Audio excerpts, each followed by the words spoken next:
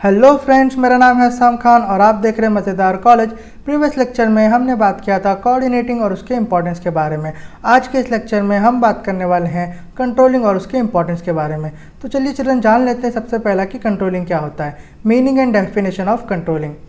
Controlling is the last function of management. Controlling is a function of comparing the actual performance with the desire or predetermined performance. अब controlling क्या है children?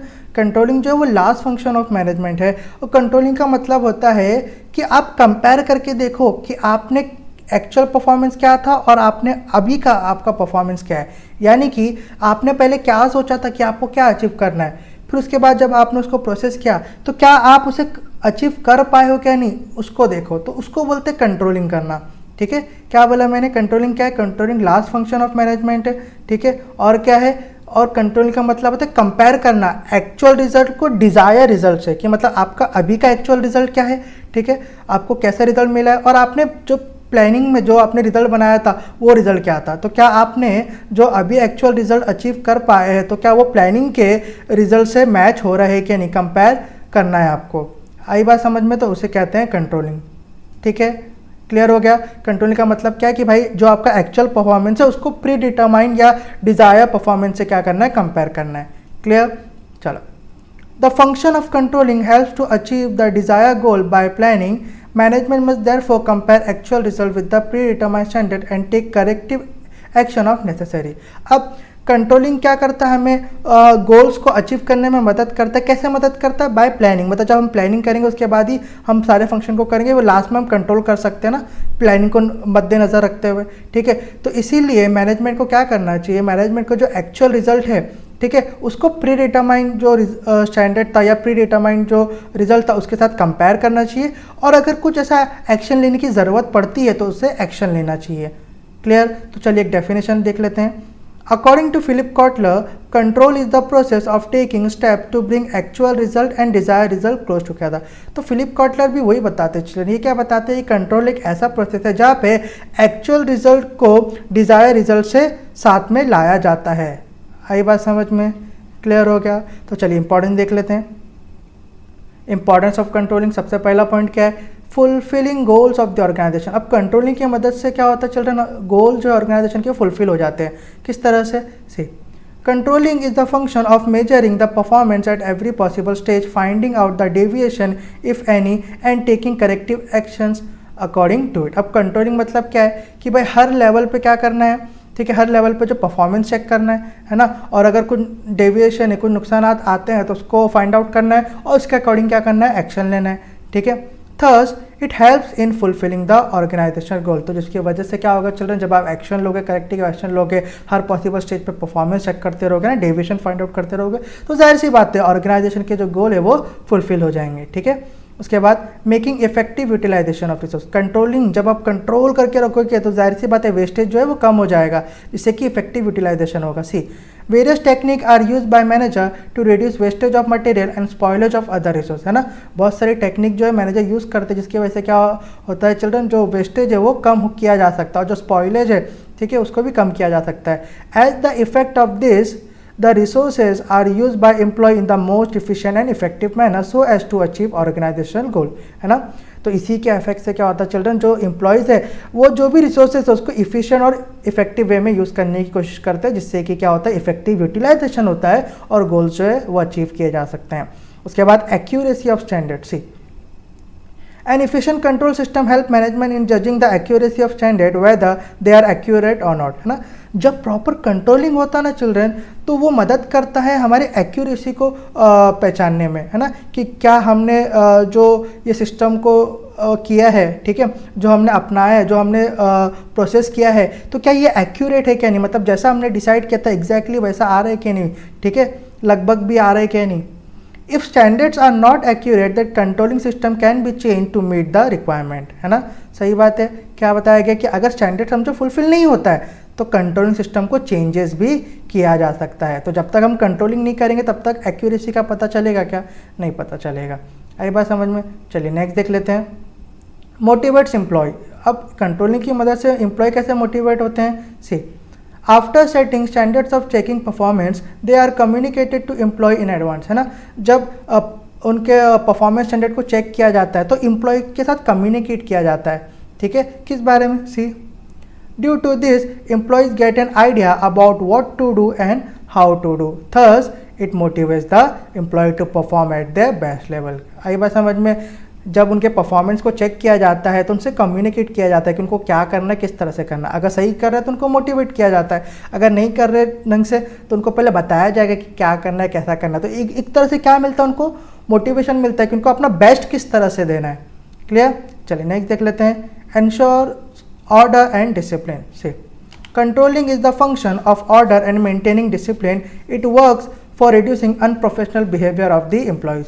Correct. जब organisation में controlling होगी children, तो सब जन क्या करेंगे? काम जो है वो अपने ऑर्डर पे करेंगे ना, बराबर जो ऑर्डर है वो होगा, और सब जन क्या करेंगे? डिसिप्लिन भी बनाए रखेंगे। इससे क्या होगा? जो अनप्रोफेशनल बिहेवियर है एम्प्लॉय का वो कम हो जाएगा। कंट्रोलिंग नहीं होगा तो फिर सब अपने हिसाब से काम करेंगे मनमौजी से, है ना। Thus controlling minimise the gap between actual and standard performance. तो इसीलिए कहा गया कंट्रोलिंग क्या करता है? गैप को मिनिमाइज करता है एक्चुअल और स्टैंडर्ड परफॉर्मेंस का। ठीक है, चलिए next. Facilitates coordination. C through controlling there will be proper coordination between various department of the organisation. जब कंट्रोलिंग होगा तो हर डिपार्टमेंट में क्या होगा चिल्ड्रन? कोऑर्डिनेशन बनाया जा सकता है। Thus this helps to achieve the desire result of the organisation. जिसकी मदद से क्या होगा? जब कोऑर्डिनेशन होगा तो डिज़ायर रिजल्ट जो है, जो ऑब्जेक्टिव है ऑर्गेनाइजेशन के, वो आसानी से हासिल कर दिए जा सकते हैं। ठीक है, उसके बाद साइकोलॉजिकल प्रेशर। अब साइकोलॉजिकल प्रेशर क्या होता है? ध्यान से सुनना। सी The employees are very well aware that their performance will be evaluated and they will be rewarded accordingly. अब कंट्रोलिंग की वजह से क्या होता है चिल्ड्रन? एम्प्लॉय को ये बराबर पता होता है कि भाई जो भी वो कर रहे हैं, जो भी वो कार्य कर रहे हैं, जो भी वो परफॉर्मेंस कर रहे हैं या जो भी वो काम कर रहे हैं, उनको इवैल्यूएट किया जाएगा, उस पर नज़र रखी जाएगी और उसके अकॉर्डिंगली उनको रिवॉर्ड दिया जाएगा। This psychological pressure works as a motivational factor for employee to give their best performance। और ये जो साइकोलॉजिकल प्रेशर उन पर बना है, ठीक है, ये क्या करता है? एम्प्लॉयज़ को मोटिवेट करता है ताकि वो अपना बेस्ट दे सके। क्लियर? चलिए। Ensures organizational efficiency and effectiveness. का मतलब क्या होता है? See factors of control include making manager responsible, motivating them for higher performance and achieving coordination. अब कंट्रोलिंग में क्या होता है चिल्ड्रन? कंट्रोलिंग में ना मैनेजर्स को क्या रिस्पॉन्सिबल बनाया जाता है, ठीक है, और उनको मोटिवेट किया जाता है ताकि वो ज़्यादा परफॉर्मेंस करे और एम्प्लॉय से भी करवाए और कोऑर्डिनेशन रखे। ठीक है, thus it ensures about organizational efficiency and effectiveness. तो इसकी वजह से क्या होगा चिल्ड्रन? ऑर्गेनाइजेशन की जो इफिशियंसी है वो भी बढ़ जाएगी और इफेक्टिवनेस भी आएगा ऑर्गेनाइजेशन में। आई बात समझ में? क्लियर? चलिए नेक्स्ट देख लेते हैं। Builds good corporate image. अब इसके वजह से क्या होता है? गुडविल भी बनता है, कॉर्पोरेट इमेज भी बनता है। कैसे? See controlling functions helps to improve the overall performance of the organization, है ना। कंट्रोलिंग की वजह से क्या होगा चिल्ड्रन? जो परफॉर्मेंस है ऑर्गेनाइजेशन का उसको भी इंप्रूव करने में मदद करेगी कंट्रोलिंग, है ना। This builds good corporate image and bring goodwill of the business. और इससे क्या होगा? जब अच्छा परफॉर्मेंस होगा ऑर्गेनाइजेशन का तो जाहिर सी बात है जो कॉर्पोरेट इमेज है वो बढ़ेगा और गुडविल भी बिजनेस की बनेगी। क्लियर? चलिए लास्ट पॉइंट देख लेते हैं। Act as a guide. अब ये गाइड का भी तरह काम करता है कंट्रोलिंग। किस तरह से? सी wherever necessary they can take the help of this standard and can achieve desired result।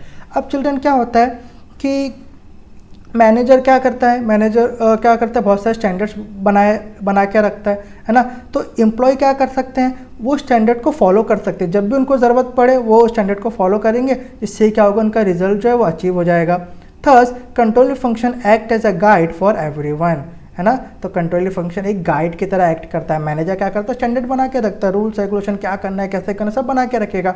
फिर वो क्या करते हैं? एम्प्लॉय क्या करते हैं? उसको फॉलो करते हैं और उससे क्या होगा? रिजल्ट को अचीव कर लिया जाएगा। तो हम बोल सकते हैं कि भाई कंट्रोलिंग फंक्शन भी एज अ गाइड की तरह एक्ट करता है। ठीक है, चलिए रिवीजन देख लेते हैं। किसके बारे में पढ़ा हमने पढ़ा कंट्रोलिंग और उसके इंपॉर्टेंस के बारे में। सबसे पहला point fulfilling goals of the organisation. जाहिर सी बात है जब प्रॉपर कंट्रोल होगा तो गोल्स जो है वो आसानी से अचीव हो जाएंगे। उसके बाद making effective utilisation of resource. Controlling की वजह से क्या होता है? वेस्टेज या स्पॉइलेज कम होता है, इसकी वजह से इफेक्टिव यूटिलाइजेशन ऑफ रिसोर्स होता है। उसके बाद एक्यूरेसी ऑफ स्टैंडर्ड, है ना। कंट्रोलिंग की मदद से हम चेक कर पाएंगे कि हमारा जो स्टैंडर्ड है वो एक्यूरेट है क्या नहीं। अगर नहीं होगा तो दोबारा नेसेसरी एक्शन ले सकते हैं। उसके बाद मोटिवेट्स एम्प्लॉय। कंट्रोलिंग की वजह से क्या होगा? चलो उनको मोटिवेट कर सकते हैं कि मतलब वो कैसा काम कर रहे हैं, किस तरह से करना चाहिए, राइट। उसके बाद एंश्योर ऑर्डर एंड डिसिप्लिन। जब तक कंट्रोलिंग नहीं होगा तो ऑर्डर और डिसिप्लिन नहीं हो सकता। कंट्रोलिंग की वजह से सब अपने अपने डिसिप्लिन में रहेंगे, अनप्रोफेशनल जो बिहेवियर है वो नहीं रहेगा। उसके बाद फैसिलिटी कोऑर्डिनेशन है ना, जब कंट्रोलिंग रहेगी हर डिपार्टमेंट में क्या होगा, कोऑर्डिनेशन होगा। उसके बाद साइकोलॉजिकल प्रेशर, ठीक, कंट्रोलिंग की वजह से क्या होगा चिल्ड्रन, एम्प्लॉय को क्या लगेगा कि भाई उनका जो काम है उनको इवैल्यूएट किया जाएगा, उस पर नज़र रखी जाएगी और उनको अवार्ड दिया जाएगा इसी के बेसिस पे, तो उन पर एक साइकोलॉजिकल प्रेशर बना रहता है अपना बेस्ट देने का। उसके बाद ensure organisational efficiency and effectiveness, है ना, कंट्रोलिंग क्या करेगी, वेस्टेज वगैरह कम होता है, ठीक है, और सब लोग कोऑर्डिनेशन से काम करते हैं, ठीक है, सब स्टैंडर्ड के हिसाब से काम करते हैं, तो ऑर्गेनाइजेशन की इफिशिएंसी और इफेक्टिवनेस भी बनी रहती है। उसके बाद बिल्ड गुड कॉर्पोरेटिव इमेज, है ना, जब सब अपने हिसाब से अच्छे से काम करेंगे, कंट्रोलिंग के हिसाब से काम करेंगे, तो जाहिर सी बात है कॉर्पोरेट इमेज जो है बढ़ेगा। और लास्ट में हमने देखा act as a guide, manager क्या करता है, कुछ स्टैंडर्ड को बना के रखता है और जब एम्प्लॉय को ज़रूरत पड़ती है तो वो एम्प्लॉय क्या करेगा, स्टैंडर्ड को फॉलो करेगा। तो मतलब बोल सकते हैं कि कंट्रोलिंग की मदद से भी, कंट्रोलिंग भी हमें एक गाइड के तरह एक्ट करता है ऑर्गेनाइजेशन के लिए। आई बात समझ में? सो आई होप चिल्ड्रन आपको आज का लेक्चर समझ में आया हो। अगर आपको आज का लेक्चर समझ में आया तो आप इस वीडियो को अपने फ्रेंड्स के साथ लाइक, शेयर, सब्सक्राइब करिए। मैं मिलूंगा आपसे नेक्स्ट लेक्चर में, तब तक अपना ख्याल रखिए। Good bye.